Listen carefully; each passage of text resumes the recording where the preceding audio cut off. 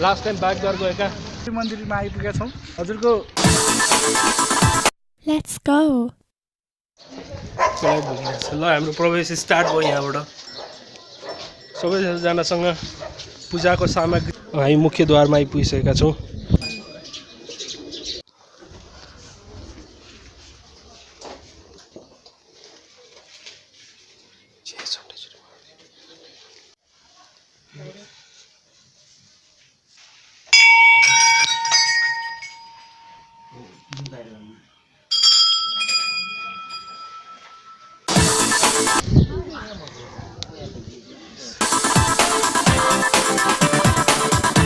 चण्डेश्वरी माताको दर्शन गरेर अहिले म बाहिर निस्किसकेको छु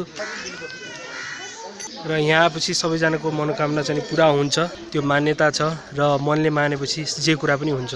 कस्तो भयो त तपाईँको मन्दिर दर्शन मन्दिर सधैँ दर्शन राम्रो हुन्छ यार दिमागलाई शान्त मन शान्त बनाउँछ तपाईँ केही माग्न आउनुहुन्छ कि नै म जस्ट फर पिस मन्दिरमा आयो भने नि मलाई नि एकदम शान्त फिलिङ हुन्छ कि cut off from the world होइन केही जस्तो लाग्ने एकदम शान्त यही हो संसार जस्तो लाग्छ कि माग्न सक्ने भनेको त त्यो आफूले गर्ने काम हो कर्म गरेपछि पाइहालिन्छ शान्ति खोज्नको यहाँ मन्दिरमा जति हल्ला भयो भने मजा आउँछ कि टाङ टाङ टुङ्नु पनि डिस्टर्ब हुन्न कि डिस्टर्ब फिलिङ हुन्छ क्या भनेपछि हाम्रो चाहिँ महिना दिनको कामपछि एक दिन चाहिँ हामी दर्शन गर्न आउनै पर्छ अफकोर्स मेन्टल पिस दिन्छ कि यसले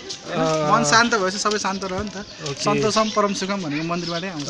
त्यही माथि जान आज त हाइकिङको लागि आएको है यो मौसमले चाहिँ हामीलाई एकदम साथ दियो जस्तो लाग्छ न धेरै गर्मी न धेरै चिसो के नेक्स्ट टाइम फेरि आउन चाहनुहुन्छ अफकोर्स अलवेज फ्यामिलीसँग कि टाइम पाएपछि सधैँ आउने एक्लै त के आउनु साथीभाइसँगै रमाइलो हुन्छ नि एक्लै त होइन है अनि तपाईँलाई कस्तो लाग्यो त एकदम रमाइलो कस्तो फिल भयो अनुभव कस्तो भयो feeling so good so nice so peaceful फेरि आउन चाहनुहुन्छ पक्कै पनि आउन चाहन्छु आउनु पनि छु अनि दर्शकहरूलाई के भन्नुहुन्छ स्योर आउनै पर्छ आउनु जस्तो लाग्छ है this is nice place nice experience okay thank you Gangaji and तीर्थ दाई तपाईँ पनि एकचोटि दर्शन गर्न आउनुहोस् राम्रो ठाउँ छ पिसको ठाउँ छ फ्यामिलीहरूसँग आउनुहोस् इट्स गुड फर यु हजुरको शुभ नाम यो मन्दिरको बारेमा हजुरले के भन्न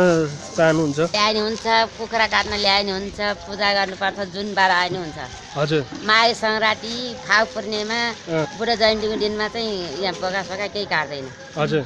अनि अहिले चाहिँ जहिले आउनु पनि हुन्छ यो मन्दिरको स्थापना कहिले भयो कसले गरे त्यसको बारेमा के थाहा छ केही थाहा हुँदैन के थाहा छैन है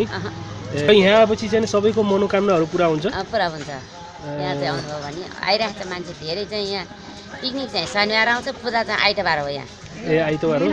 अनि हजुरले व्यवसाय कहिलेदेखि चलाउन थाल्नुभयो यो चलाएको भइसक्यो होला 10 वर्ष जति र अब हामी हाइकिङतिर अगाडि बढ्दैछौँ जय चण्डेश्वरी